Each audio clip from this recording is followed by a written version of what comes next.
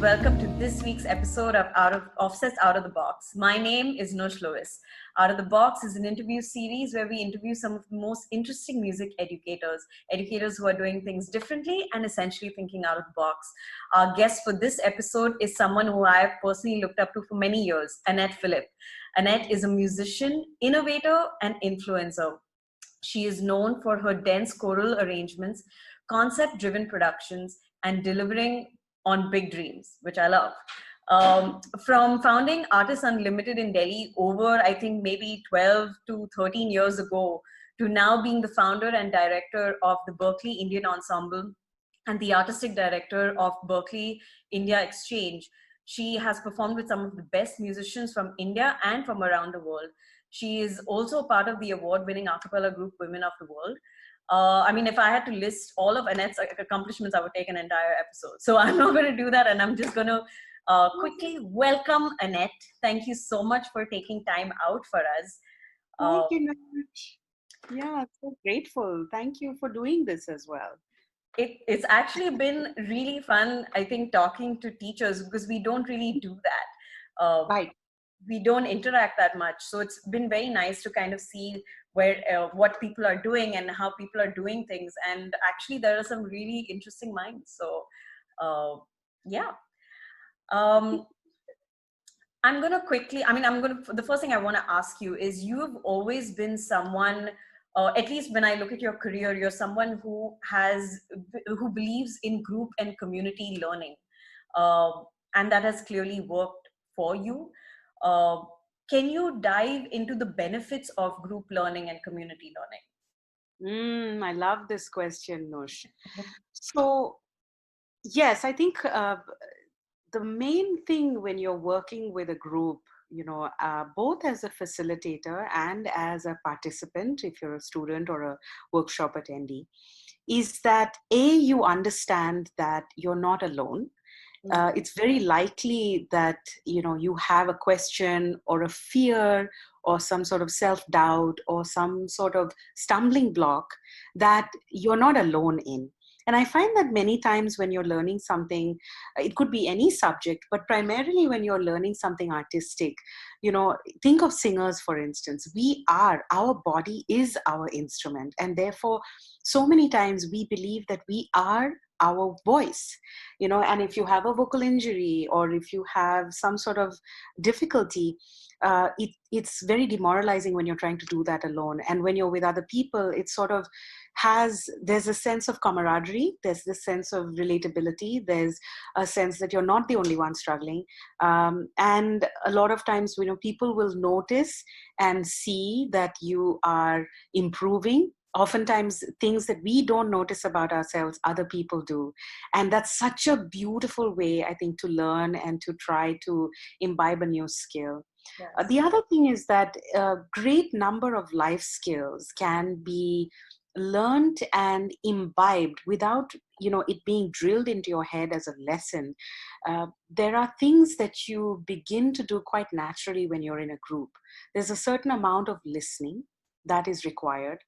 There is accommodation, adjustments that need to be made. You also learn from other people's mistakes in a very different way than if you were just doing one-on-one lessons or one-on-one learning, or even self-study, which is a way that many musicians around the world learn things. And you learn how to cooperate. You learn how to resolve and transform conflict situations. You definitely learn how to also be yourself within a crowd and not lose your sense of identity, And so, I could go on and on about the benefits of teaching and learning in a group environment. Yes. Plus, there's a lot more help. If the group that you're in is facilitated in such a way, or is constructed, designed actually in such a way that it allows for and even encourages peer-to-peer connection, that makes that level of camaraderie so deep. We've had people in, many of the groups that I've been blessed to have start or facilitate people who've also found their life partners in these groups, because you realize that you're connecting deeply, doing some sort of creative work or knowledge-based work that is with like-minded people and or very different people, but somehow the spending of that time leads you to also learn about people in a very different way. And I would say one last thing. Oftentimes when you have a massive group, like let's say an Artists Unlimited or Berklee Indian Ensemble, if we want to take those two examples, you're also being thrown in to work closely and consistently with at least a few people in that group who are diametrically opposite to you in terms of their upbringing, their belief system, their likes and dislikes, and their general overall personality. And this gives you a much wider worldview and also teaches you a lot of different types of communication skills, which even for women of the world, it's only 4 of us, but we've learned so much about how to help people and how not to help people. So it's just vast. I mean, I totally love this. As you can see, I'm passionate about it. I completely agree. For me, I mean, I came from, for me, it all started with a choir as well. So I know what you mean when you're in the room with a group of people who share the same love for music, maybe on different levels. But at that moment when you're all singing together, it's the same. And that energy it's you only feel that in that room and with those people. So and you're right. I mean, like it's more of a personality building thing than anything. So yeah. Another thing that I just remembered, and I know Nosh, you want to keep these No, short. please. One other thing that I just realized is that when you are working towards a common goal with a group of people, you begin to realize what your strengths are and how best to use your particular skill or strength to enhance the group momentum in a way that is also not stepping on other people's toes. And there's a certain amount of division of labor that happens, which is so interesting because you can apply that same concept or that same identification of that skill to your career, to your personal relationships, to your family, to any project that you are starting. I found that a lot of people, a lot of students have said, I didn't realize that I was so good at choreography, and now that I got this opportunity to try it in this, in this band, I actually think I'm going to start studying more about dance, and I might become a professional choreographer, which I didn't even know that I could do, or I had interest or passion in. But because of this group activity, someone saw that, or you saw that, or I saw that in myself, and now here's a new skill that I am going to develop. So it's also great for finding who you are. I also think that goes for both the students as well as like the teacher or the leader of the group. Is even as a teacher, when you're there, you suddenly start discovering things that you thought you couldn't do, and that's wonderful. So it's like everyone's learning. So yeah. Indeed. It's a multi street. Yeah. With the Berklee Indian Ensemble, now you've worked with some of the absolute best, like right from A.R. Rahman to Shadow and Light, who are my favorites. I love them. How does a system like that work when you have so many moving parts? Oh, that's the fun of it. I mean, I'm a through and through production gal, as I like to call myself. So just to clarify, what do you mean by moving parts? Do you just mean like in a production, or do you mean just with many people? What is it? No. So what I want to know is from a production standpoint, but also with regard to like the arrangements, the orchestra, and you're not meeting the artist till maybe like what, a week before you guys go on stage or you'll perform or record or whatever. So how does that work? Because you're working with artists, you're taking their music and putting this together. So if you can just give me a little insight into how that experience is. Sure. So first off, I think it takes a particular type of personality to enjoy it and flourish in that kind of environment. So, I don't think productions are for everyone. Yeah. You really have to be a certain type of person to enjoy it. I think many people can do it, but to enjoy it gives it a totally different experience, not only for yourself, but for everyone involved. So the first thing is to just dream. That's it. Literally giving yourself permission to dream as massively as you want. Yeah. And it's massive in your sense, or in your world, it's massive for you, or it's exciting for you. And going into it, I mean, I'll speak just from my personal experience with any project. The idea is to go into it with some sort of very clear intention. And usually that intention could be, okay, maybe this year my intention is I'm going to up level every aspect of the technical side of my production. You know, Mm. maybe Okay. this year I'm going to up level the visual aspect of my production. Or maybe this year I'm going to be really doing only original music, thematically woven, again, very intentionally. So the dream is one thing, and then the intention behind that dream is that second level. And then you go into pre-planning. Now, pre-planning, like for the A.R. Rahman's tribute that we did, I mean, that was a year, a year and a half of mental planning, Yeah. and then an actual year of, working towards the pre-production aspects, which is just choosing the songs, Yeah. finding the venue, because we were going to do it off campus, we knew, Yeah. figuring out dates that work with the artist, Yes. and curating an entire experience. You see, that's the thing, I think, for me, Yes. that is really important, that it needs to be an experience for the artists that you invite. It needs to also, very importantly, be an experience for the audience that attends it. Mm. And perhaps most importantly, it has to be an experience for your students and yourself. Do not take any of these four constituents out of your mix as you dream and intentionally work towards something. Yes. And I mean, that production, we could probably use that as an example. It was 109 performers, including the musicians and the art and the dancers from, I think, 73 countries. Not everyone was a Berklee student or faculty or staff.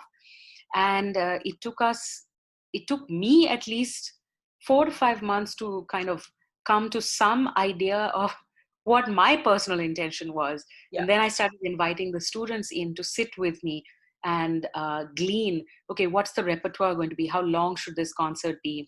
Yeah. Which other songs, that could be medleys, for instance. I mean, there's so many things. And again, primarily deciding what is the arc of this experience. I'm not talking about on stage, but what is the arc of the experience in terms of everything, including the marketing, the Yeah. branding, the publicity, the post-production, releasing the produced videos post the show. Yeah. Is there a reception? Is there, whatnot? I mean, there's so Yes. much that goes into an event. Yes. And also, then what is the societal work that we can do with this? So with that particular concert, we also introduced a scholarship fundraising. Yes. Yeah. We raised something like, I think, close to $250,000 through that concert, which was given, matched first of all by Berklee, and then we were able to support 3 Indian students with a full scholarship. So, I mean, it takes a village, it takes a country Yes. to put it on. And I think really knowing what the intent is, and then working backwards, setting deadlines for yourself, setting a timeline for yourself, and then dividing work. You Mm. have to divide the work, Yes. and delegate, and figure out how to build the best team Yes. to accomplish something. And then you have to book rooms, you have to do all these other things. So Yeah. we could do an entire session just on how to do a production. But I think suffice it to say, it's not a couple of weeks of work. Of It's course. Yeah. sometimes a year and a half of work. Yeah. And let's not forget, while you're doing that, you're also trying to be a person, and you're Mm. also trying to allow your students to do their other studies while you yourself might be on tour, might be doing other projects. So it's a commitment. But if it is something that you love, you will succeed in a beautiful way as long as you're doing check-ins with yourself, I think. Yeah. So Yeah, no, I totally get that. I mean, I love that. I love the fact that it takes that long, and that's the reality of it. I mean, nothing happens overnight, and especially for productions like that where you have those many people and you also have those many artists, and like you said, not all from Berklee. So then you're working with people externally, and wow, I mean, we all saw the fruits of your labor. And I mean, right, like I said, right from Rahman to when you all worked with even Clinton Cerejo, and then of course Shadow and Light, which was fabulous. and um there is one thing I did want to mention, Nush, yeah. which is that not all creative endeavors, do you get this luxury of time. There are some, I think, with the Shreya Ghoshal show that we did, Yes. almost all of it came together in 2 weeks. Almost all of it came together in 2 weeks. I mean, we had a vague idea of what we were going to perform, but due to various other things happening, and that's the same semester that we went to Spain, same semester that we did, workshops in Spain, same semester we had Indian Ocean coming in, Mm. same semester we had a class recital, and, on top of that, it was this, the Shreya Ghoshal concert. And so I think if you know sort of what your nuts and bolts are, Yeah. then no matter what time period you have, you're still going to be able to achieve it. But I would say for anyone any educator that is trying to do a production, they may not have the liberty of doing a year or year and a half, Yes. but you can do it in 2 weeks as well.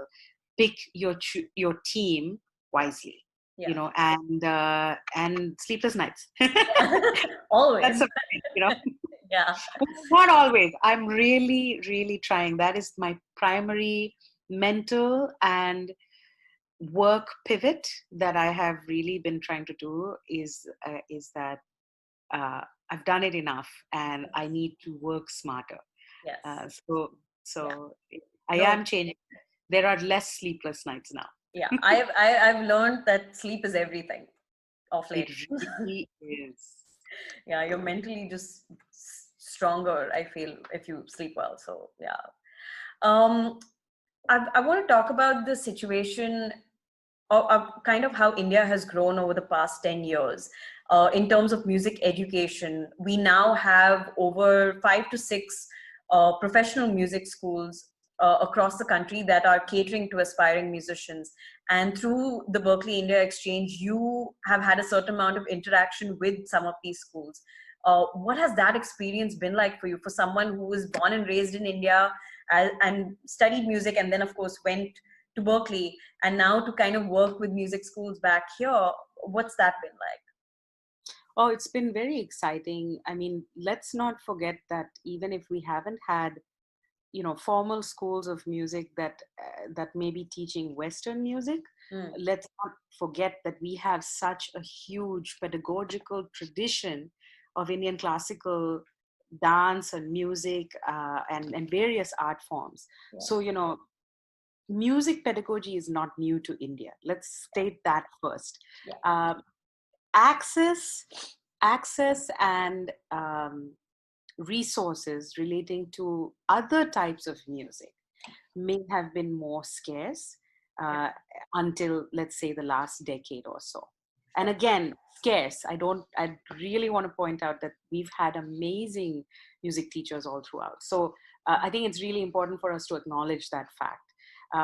So now coming to actual interaction, I mean, it's been great. I think every school has their particular brand or their particular style of pedagogy, and it's been very interesting to talk to other teachers, to have them attend some of the workshops, and also have them share some of their struggles. Yeah. I think educators all over the world are constantly just trying to find the best way to communicate something, and multiple ways to say the same thing, because you do not have there's no formula for teaching something, because there's no formula for the kind of student you're going to receive, Yes. you know, which is why it's really important that you as an educator are constantly trying to uh, re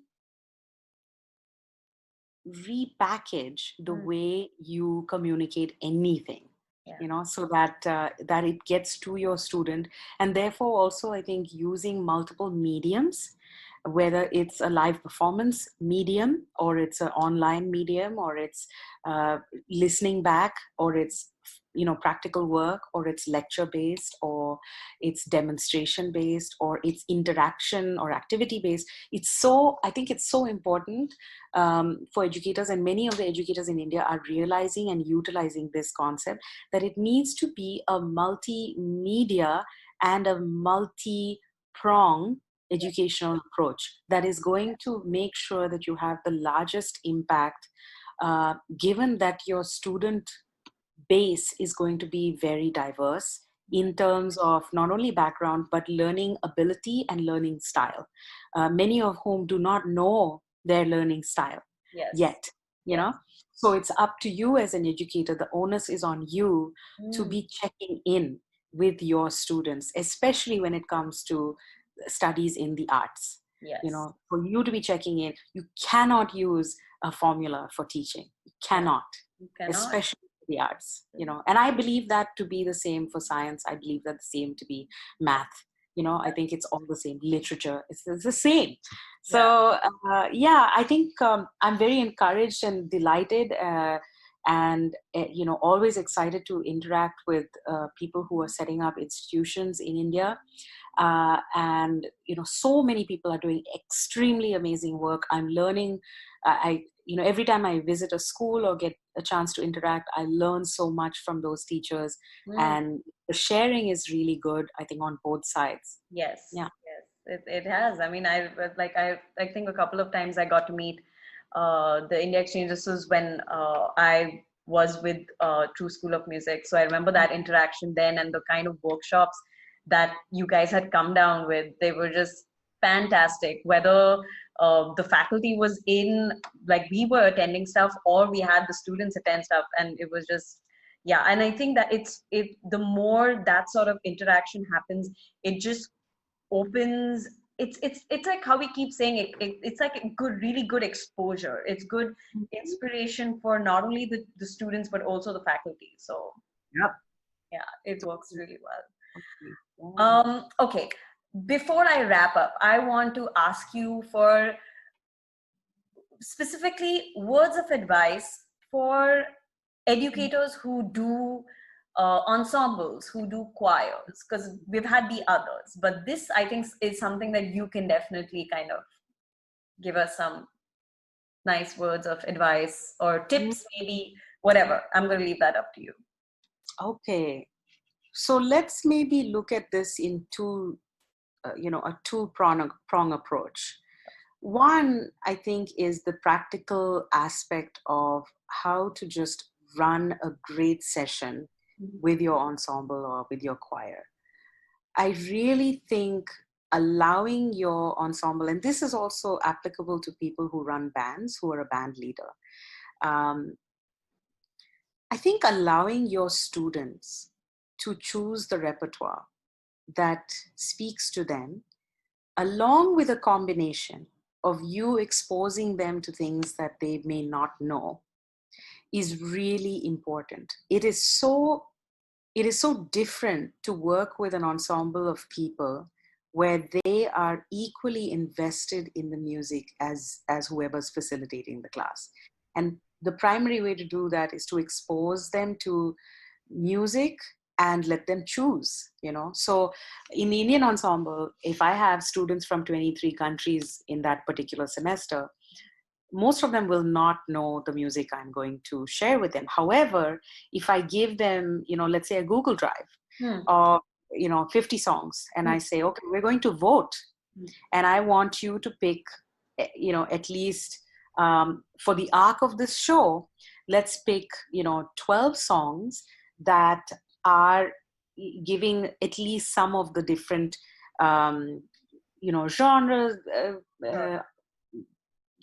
examples or emotion or vibe, and let them choose.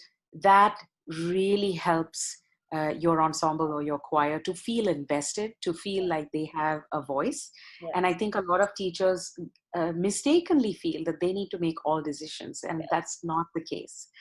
So I would say that's the first thing. The second thing is lay some ground rules, and again involve your students in the laying of those ground rules. Yes.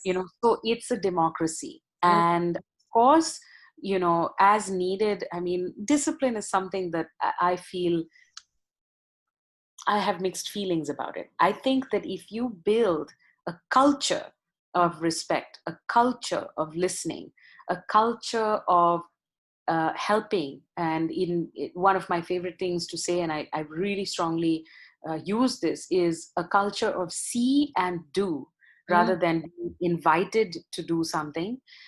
That culture creates a legacy of its own. And as you have new people who join you in your class or your ensemble, they begin to shift their own priorities and their own behavioral patterns and their own reaction patterns to realize that they are required to operate on a higher level of discipline and of maturity. Really, it comes down to that, and responsibility as well as accountability. So Yeah. it's not a policed culture. It Yes. is an unpoliced. There's no need for police if Yeah. There's not. everyone is agreeing to certain standards, whether it's showing up on time, whether it's rehearsing, whether it's just it comes down to respect. Yes. And I always say this to my students, when you come in unprepared, you disrespect your peers, Yeah. you disrespect the music, and you disrespect yourself. And don't let yourself down. You have a choice. In all situations you have a choice. And I found that less and less the need to tell people to keep quiet, or the need to shout, or I just don't do that. Yeah. There's no need. So I Yeah. think it's really important. And the thing to remember is this works at all ages Oh, yes. and mixed ages. Yeah. When the onus is on the student to show up and show up as a higher or the highest version of themselves, they do it. They rise to the occasion. Absolutely. So I don't like the top-down approach at Yeah. all in any sort of classroom. I think it's a flat surface. Yes, sometimes executive decisions need to be made, and you need to make those. But a lot of times, just ownership. I think let them self-govern. Yeah. And it's a beautiful thing. And then practical things like doing a sound check every time you start class. If you're using mics or if you're using amps and things like that, actually having them do a sound check. And by sound check, one of the simplest ways to do a sound check in an ensemble is you take a piece that everybody already knows, let's say, and you have, let's say, just the pianist start, then have the first guitarist start, and let's have the bassist join. Just keep joining. And can you hear each other? Because if you're only hearing yourself, you're probably louder than you need to. If you cannot hear anything, that's obvious of what's going on. So already when people do a sound check like that with a song that they know, and we're just looping, let's say, a chorus, and people are coming in, let's say someone set their guitar level super high, they immediately self-regulate. They're like, oops, and they turn it down. So it gets to a point in the class that you never ever have to ask someone to turn their mics down or amps down. So it's just practical things like that are really important. So it's that's sort of what I meant by the two-prong approach, which is, one is the psychological aspect of giving people a sense of belonging, and then the other thing is just practical things, like making sure that everyone brings their own mic, or making sure that everyone has their own study materials, or and you're dividing labor. You get someone to volunteer to do certain things, and so I hope that somewhat answers. I mean, again, this is like a whole workshop. We could do a day on just this. No, Fun. for sure. I mean, I loved it. You said everything that I think a lot of people can take from, a lot of people believe in. So we'll have a lot of people who agree with this for sure. That's it. I'm going to wrap it up right there. Thank you so much, Annette, for sharing your thoughts and your ideas. It's always such a pleasure to interact with you and to talk with you. Very inspiring. So thank you so much. Um, And thank you, Noor, for doing this. This is such a beautiful endeavor, and really heartfelt thanks and gratitude to you. It's my pleasure. And of course, to everyone who's watching, thank you for joining us. And don't forget to like, share, and subscribe.